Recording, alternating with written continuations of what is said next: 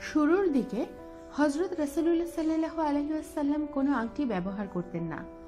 হুদায়বিয়ার সন্ধির পরে যখন তিনি আরব উপদ্বীপগুলোতে বাইরে ইসলামী দাওয়াতের মিশন শুরু করলেন এবং বিভিন্ন রাষ্ট্রপ্রধানের নামে পত্র পাঠানোর ইচ্ছা করলেন, তখন তাকে জানানো হলো রোম করা শিলমোহর ছাড়া কোনো পত্র গ্রহণ করে না।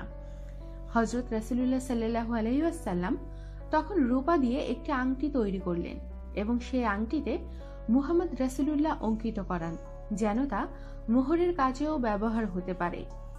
কোনো কোনো বর্ণনা থেকে অনুমিত হয় প্রথমে উল্লেখিত উদ্দেশ্যে স্বর্ণের আংটি ব্যবহার করতেন। তার দেখা দেখি সাহাবাদের অনেকেই স্বর্ণের আংটি ব্যবহার করা শুরু করেন। এই প্রেক্ষিতে হযরত রাসূলুল্লাহ সাল্লাল্লাহু আলাইহি ওয়াসাল্লাম স্বীয় আংটি ছুঁড়ে ফেলেন এবং এই মর্মে ঘোষণা দেন, এখন থেকে আমি আমার স্বর্ণের আংটি পরব না। তারপরে তিনি রূপোর আংটি তৈরি করান।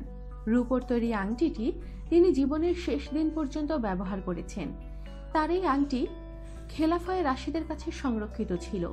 অবশেষে হযরত উসমান রাদিয়াল্লাহু তাআলা আনহুর শাসনামলে আংটিটি মদিনার আরিশ নামক কূপে পড়ে যায়। তারপরে আর তা খুঁজে পাওয়া যায়নি। এই বর্ণনার আলোকে বিজ্ঞ আলেমগণ বলেছেন, ইসলামের সূচনাকালে পুরুষদের জন্য স্বর্ণের আংটি ব্যবহার করা জায়েজ ছিল, পরে তা নিষিদ্ধ হয়েছে। কারণ হযরত রাসূলুল্লাহ সাল্লাল্লাহু আলাইহি ওয়াসাল্লাম পুরুষের জন্য স্বর্ণের ব্যবহার পুরোপুরি নিষিদ্ধ করে দেন।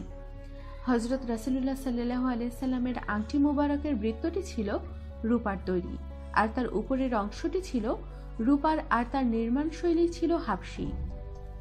হযরত রাসূলুল্লাহ সাল্লাল্লাহু আলাইহি ওয়াসাল্লাম ডান বাম উভয় হাতেই আংটি পরেছেন বলে প্রমাণিত আছে। তিনি মধ্যমা এবং শাহাদাত আঙ্গুলে আংটি পরতে সরাসরি নিষেধ করেছেন। খুব সম্ভব হযরত রাসূলুল্লাহ সাল্লাল্লাহু আলাইহি ওয়াসাল্লামের কাছে একাধিক আংটি ছিল।